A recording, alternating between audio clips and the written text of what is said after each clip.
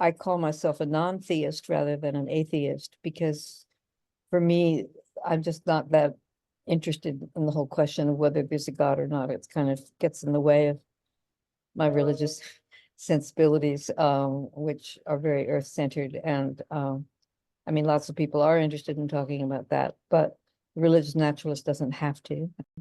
There's lots of good stuff in those traditions, wonderful stuff, wonderful music, wonderful art, wonderful spiritual ways of looking at things. And so to just throw all of that out because there are supernatural claims, I think is a loss.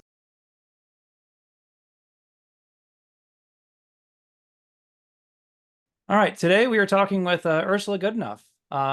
You are a cellular biologist, an author, and the president of the Religious Naturalist Association. How are you doing today? Fine, thanks. Great.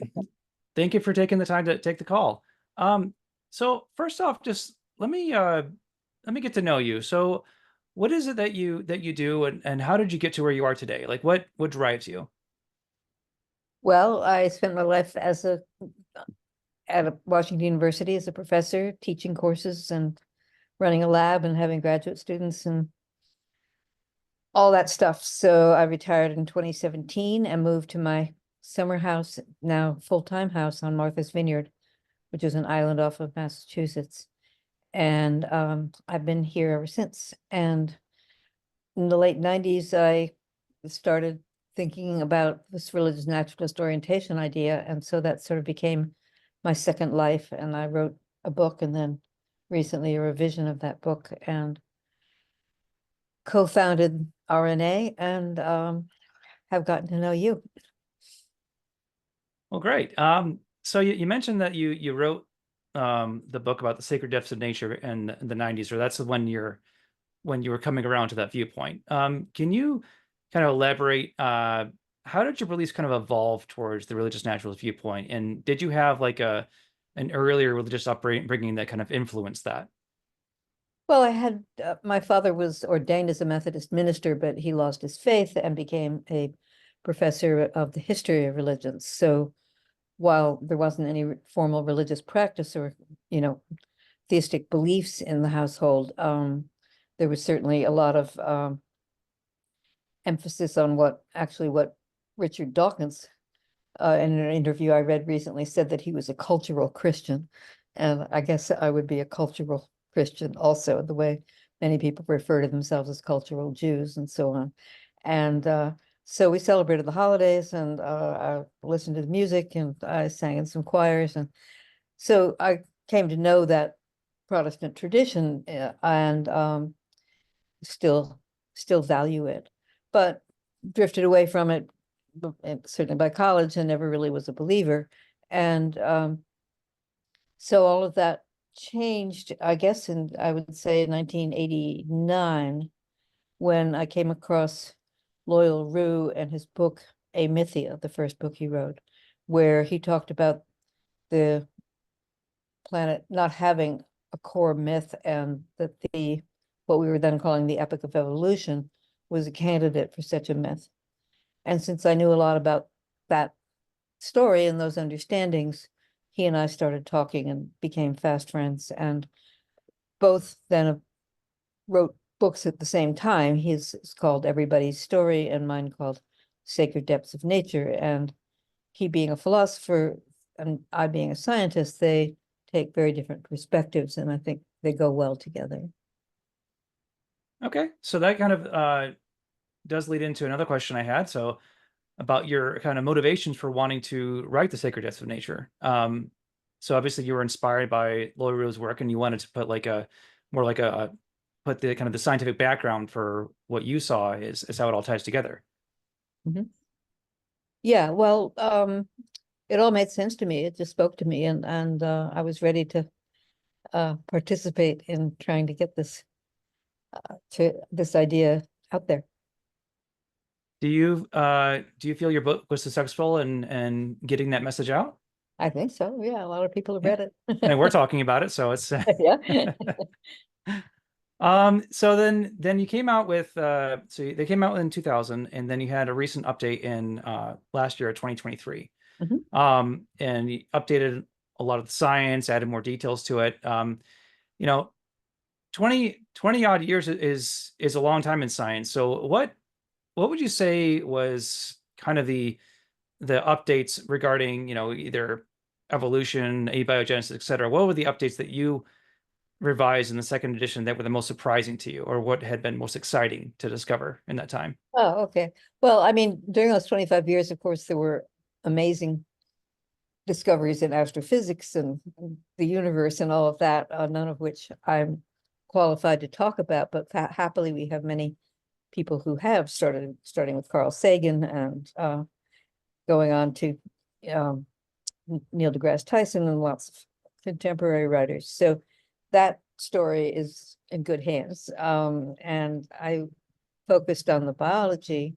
So certainly the whole DNA sequencing and the ability to do fine-grained evolutionary trees has just exploded. So the little tree that I have in the first edition is just a stick figure kind of thing. Darwin could have drawn it. And now, and in fact, he did draw something like it. But the trees now are amazing, and all that they tell about our interrelatedness, our interdependence. The origin of life, I changed a lot following Terry Deacon's concept of the autogen. The human evolution chapters, of course, really new. In 25 years, lots of things have happened, including knowing that we're part Neanderthal, etc. And yeah, I added a final chapter that I didn't have in the first edition about morality and eco-morality, and how that is rapidly becoming something that more and more people are thinking about and wanting to advocate. Yeah, definitely I did appreciate that section, and you added in the second edition, as well as you added some sections regarding describing religious naturalism as a worldview, or naturalist worldview, that is. So kind of circle back to religious naturalist worldview. So in many of your previous interviews, people ask you the question, like, what is religious naturalism? And you have to correct them oftentimes, because it's not an ism, it's like a worldview. So what would you say is why it's important to draw this distinction, and what would be the difference between the two? Yeah, well, I used the term in the first edition. I didn't actually know, since I'd never majored in philosophy, that naturalism was in fact a school of philosophy in the 19th century. And it was very atheistic, very sort of precursor perhaps to present day humanism. And it's just not wanting anything supernatural to be on the table. And what I've tried to, since that's not really what a religious naturalist orientation necessarily entails, it didn't seem like the right term. So I call myself a non-theist rather than an atheist, because for me, I'm just not that interested in the whole question of whether there's a God or not. It's kind of gets in the way of my religious sensibilities, which are very earth-centered. And I mean, lots of people are interested in talking about that, but the religious naturalist doesn't have to include, any statement about where they come out on the God axis. So would you say that the distinction between the naturalist viewpoint that you needed to clarify about is that the question of theism versus atheism, and your worldview is kind of like sidestepping it, or? Yeah, well, let's back up, because Okay. naturalist is a term that can be used just as a vanilla naturalist or a religious naturalist. So a vanilla naturalist is somebody who adopts a scientific worldview and understandings and doesn't consider whether or not they have any religious implications. So a religious naturalist does do that, does take the story and explore it for its religious potential, its spiritual potential, its moral potential, and so on.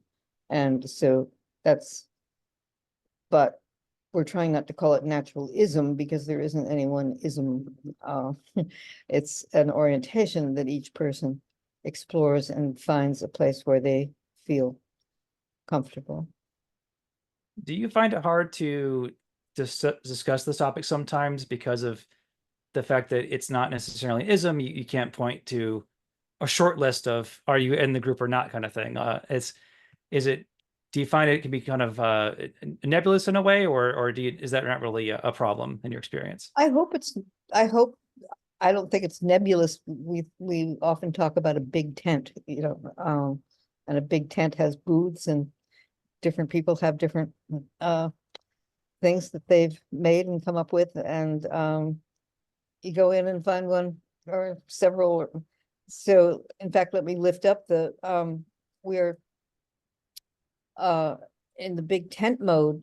One can think of all of the other associations and 501c3s that are also exploring this trajectory.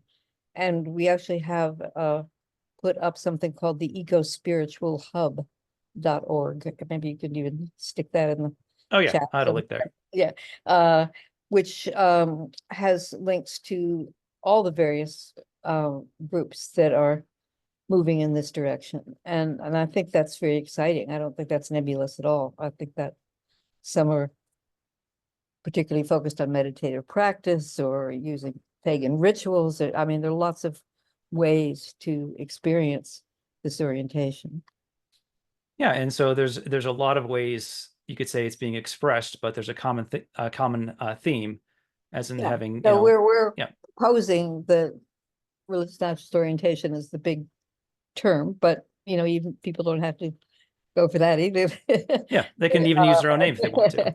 Yeah, but I think that idea is being recognized in this, if you can call it a movement, in this movement of people trying to find traditions that speak to their eco-moral sensibilities.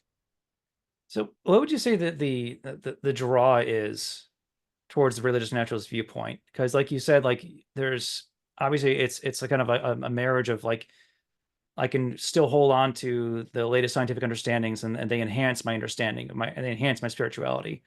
So what would be the appeal of that versus more like traditional religious understandings of reality? Well, the traditions, of course, if they call themselves a religion, they usually have, a set of, they have a book, they have a clergy, they have buildings, they have national meetings where they hammer out whether there should be, women in the clergy. I mean, there are all sorts of very specific things that a traditional religion can point to. And as we just said, that's not the case in what we're doing. There are many ways of being a religious naturalist.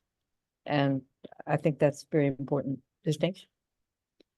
So there's many people who, is my case personally for many years is that I identified as an atheist. Mhm. And I didn't really even consider the fact that the whole theism versus atheism thing was like, just asking the wrong question in a way. So I guess the question for you would be like, how do you try to, for people who experience with religion and they don't have the best connotation necessarily, how would you approach them with say, hey, have you heard of the religious naturalist viewpoint, and not have them cringe right away? Like, Well, many of them do. I was on one of these Substack things, ask me everything, and lots of people came in and said, how can you use the R word? Religions are toxic, and haven't you read Dawkins and the Four Horsemen and yada yada. In fact, if you don't have some sort of hang up about your particular experience with a particular religion, which many people have, there's lots of good stuff in those traditions, wonderful stuff, wonderful music, wonderful art, wonderful spiritual ways of looking at things. And so to just throw all of that out because there are supernatural claims, I think is a loss. And of course, the monotheisms are only a small part of our at least only more than half of the religions that are out there. We have all the East Asian traditions, we have all the indigenous traditions and so on, many of which are very nature-based, and Buddhism doesn't have a supreme being at all.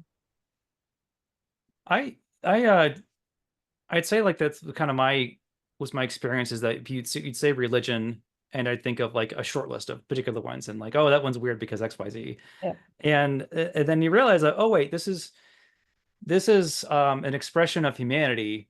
Human beings are religious. We seek meaning, we do things together, we have ritual, all those things. It's just us. And then when you appreciate that, it's like, oh, okay, so all the religions people have beef with, those are just various iterations of this religiosity we express. So like it's worth asking the question of like, okay, well, if we're always expressing this in some way or another, then perhaps we should try to find a way to express it that's not necessarily tied to the particular religions that we may not have the best experience with. Mhm. So of course that you can probably speak to this as well. The downside is that if we don't have hundreds of years of institutional system. There's no Church of Religious Naturalism that cropped up, 500 years ago to create a whole clergy Well, I mean, class. you can point to Epicurus, you can point to, a lot of the stuff that Aristotle wrote. I mean,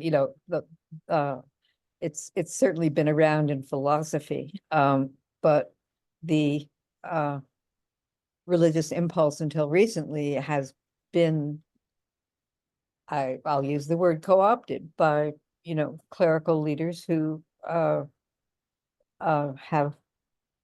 taken hold of particular statements or books or prophets and use those to build their organizations. And that's fine, and we're doing it differently, but I don't have any apology about using the term religious to refer to what it is that we're interested in, because it matches. It's the correct term. Taking it back.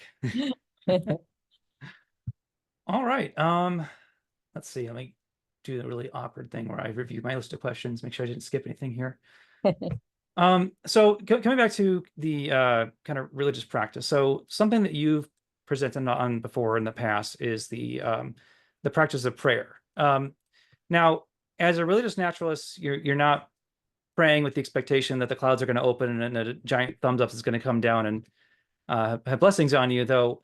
What would you say the purpose of prayer is, or the value of prayer is, to someone with the religious naturalist worldview?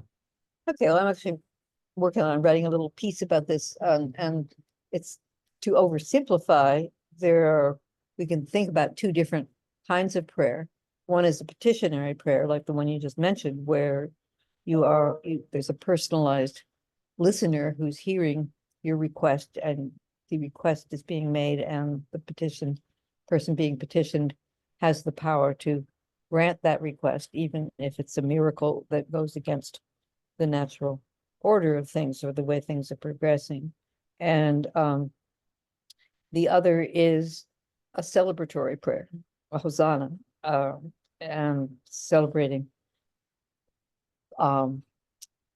one's life and the natural world and everything in it. And I'm very much into the celebratory prayer mode. I think that's the way to go. And, certainly celebratory prayers are present even in the ones that also have petitionary prayers.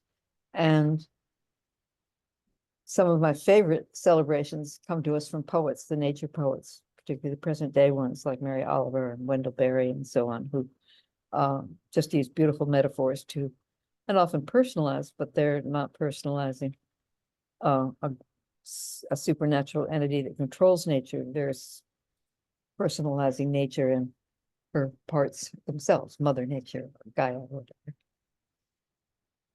So you draw the distinction, and I guess your focus would be, you're not petitioning necessarily, but more like celebrating. Right. Right. Let's see here. So coming back to so you're president of Religious Naturalist Association, and so the organization was started 10 years ago. This is about the 10-year anniversary, actually came up pretty recently. Mhm. what would you say that was the motivations of starting the RNA organization? Right. Well, in 1996, sort of when Loy and I were writing books and thinking about all of this, Loy and I co-chaired a conference on Star Island under the auspices of an organization called IRIS that we were both very much involved with. And it was called the Epic of Evolution. And a number of us were there and started talking about religious naturalist orientations. And we thought, well, gee, maybe this is good. Maybe we can get this going in the Unitarian Church or in Iris itself. We tried several different places to sort of find a home for this way of thinking, and it didn't work out. I mean, these institutions already had their own ways of doing things, and so we weren't surprised, but we were kind of frustrated. And the real hero in the story is Michael Cavanaugh, who a retired lawyer from Baton Rouge, Louisiana, who was raised Southern Baptist and became religious naturalist. And he had all of the professional perks to start up in a 501c3 and write bylaws and all that stuff that you do to become a nonprofit. And so we went into business for ourselves, and we had no idea what would happen. I mean, lots of people start out things like this and they just crash and burn, and people lose interest, and it sort of fades into some dead website that's been around for 20 years and nobody's ever looked at it. So that was certainly a fate that occurred to me. It might be the outcome of all of this, but we had some wonderful people working on it, and we just took off, and it took off slowly. There wasn't a meteoric rise, but 10 years later, we have 2,000 members, more than that, and 50 countries, and it's happening. And but it never would have without Michael. He said, okay, let's move on and get something done here. And we should all be deeply grateful to him. No, that's awesome. Yeah, so it sounds like you feel it's been a success. Do you when you 10 years ago when you started, did you have like a specific goal in mind where you be today, or it's just kind of like a let's see what happens? Yeah, it was really let's see what happens. We had no idea. And but we never it never really slowed down. It was always chugging along. And I'd say that, I mean, certainly the membership is per month is increasing. We have a wonderful group of chaplains who are joining us, and they have their own chaplain, RNA chaplain group, and we've sponsored them in their process for becoming certified chaplains. So lots of things that 10 years ago I never even heard of chaplains. So lots of things have come together. So and Jack Green's getting this eco-spiritual hub thing going is another thing that didn't occur to me. We put up on the original website the name of other organizations that were around, but the idea that we could actually, pull everything together and make it available as a series of options so that you can join 3, 4, 10 of them if you wanted to, and as well as being an RNA member. So it sounds like it's growing pretty well. There's like a whole you get enough people involved, you can really start to put something together there. What We also would you had say a that wonderful guy named Andrew Howard who volunteered to do these shows. So that's another thing that never occurred to us. Well, this is I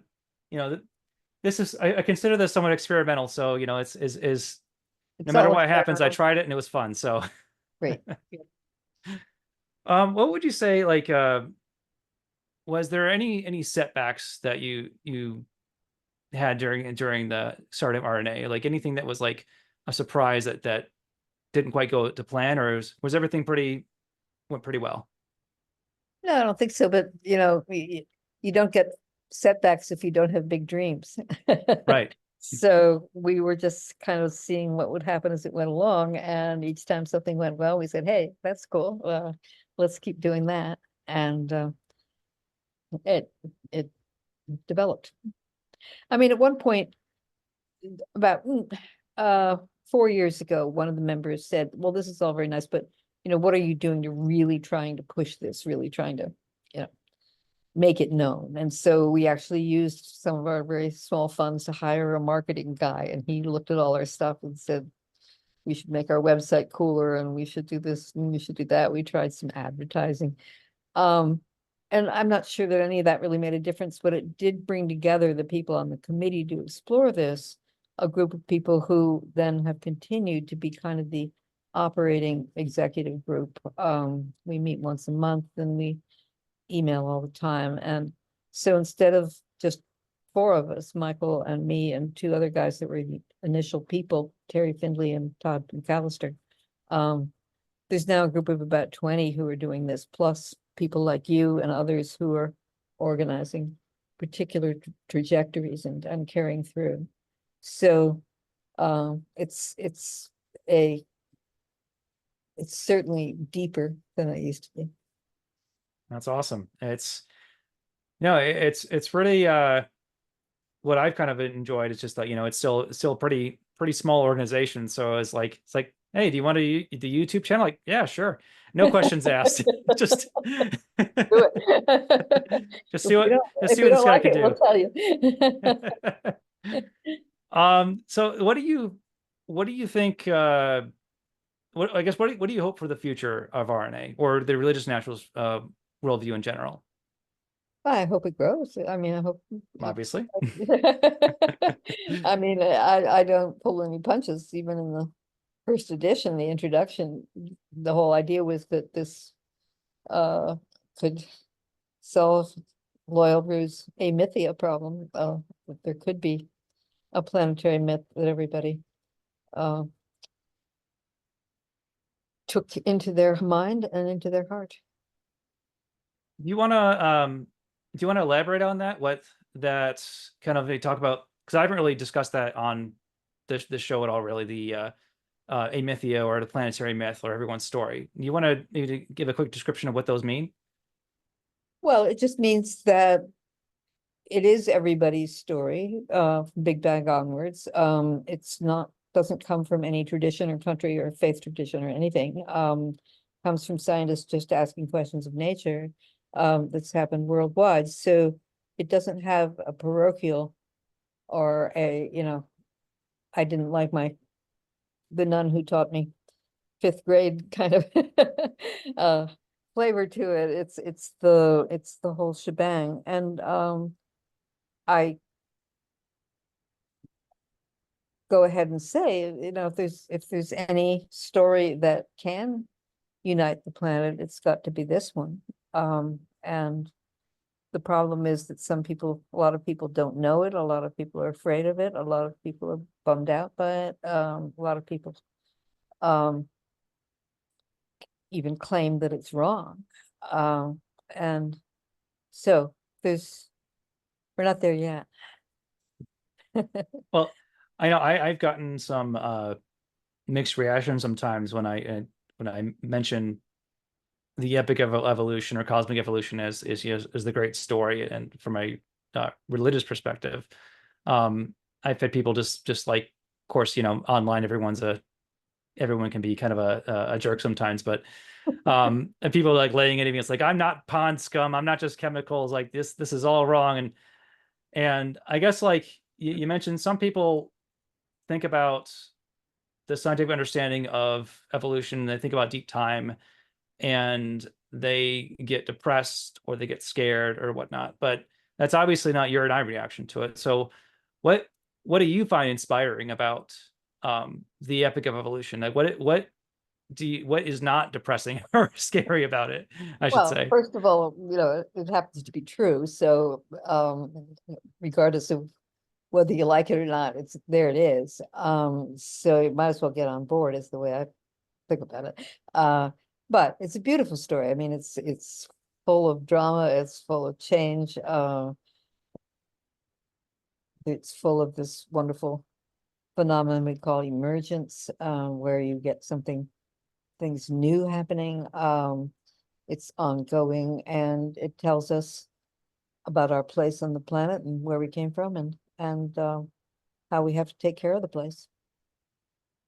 I'd say that for me, it's like for a while I was kind of on this mentality of like the techno optimism kind of view, where it's like, okay, all we need to do is crank out some solar panels and drive different kind of cars, and we got this thing solved. And then when you take a step back and you think like, okay, how did we get to this point? How many millions of years has it taken to get us to evolve to this point? And you think like, oh, like everything around me today is just a flash in the pan. And Yep. it can kind of like those things don't seem as serious anymore, I guess. Well, I mean, we do we do need technology to solve some of our problems. I mean, I'm not anti-techno by any means. Solar panels, I just put them in on my property this week. And I drive an electric car. I mean, so all of those things are things that we all are called to do as religious naturalists, or even just as naturalists. The imperative is overwhelming. But if you get to have it be your religious life, that makes it a lot more fulfilling, I would say, than just doing what what the newspapers tell you should be doing. Well, yeah, I guess the question would be like, okay, why are we doing this for the environment, or like, or what is the benefit? Is it's like, well, it's not just because you're told so, or because you feel bad for the animals. It's like, oh, why? Because I'm in the environment. I'm a part of it. A good planet is hard to find, is one of the Yes, they seem t-shirts to I not like. come around a lot. You look outside at night, you notice all that black up there is not trees and water. Uh, Yep. yeah, so something I'm kind of curious about is, I know obviously you're working RNA, and you're the book you've written. I kind of want to go back to your kind of professional life as a professor of cell biology. Like, what did you teach? Like, obviously cell biology, but what Uh, what Cell about it? biology, cycle evolution, those are the two kinds of courses I taught. And when I was young, when I was still in my 20s, I wrote 3 editions of a textbook on genetics. And writing a textbook, you really have a beginning student in mind, somebody who doesn't know. And so it's a particular, I had to use a lot of discipline to write it, and it was very successful. It trained a lot of people in that decade. And so I had experience early in both writing the textbook and in trying to make things clear during my classroom exposures, how to explain how life works and how it evolved. And so I leaned on that when I decided to write the book. Well, I definitely I appreciated the way that you write. Like, there's a lot of science to cover, and you seem to do a really good job of like providing just enough details to get some mechanics of it, but like not going in the weeds. Like, oh, here's 3 pages of scientific charts and references, by the way. Yeah. Because it seems like you get one or the other. You get usually like a way too glossing over, like a kid's cartoon almost, versus like, here's a whole the Nature Journal this month approach. Well, one of the things that somebody pointed out to me, and I think it's true, is that most books of this sort are written in terms of the history of discovery. And in fact, most of the genetics textbooks were history of discovery. So, Sturtevant found this about the fly, and then, Muller found this about X radiation. And so the storyline is the history of the discoveries. And I don't mention any of the scientists who figured out any of the stuff in my book.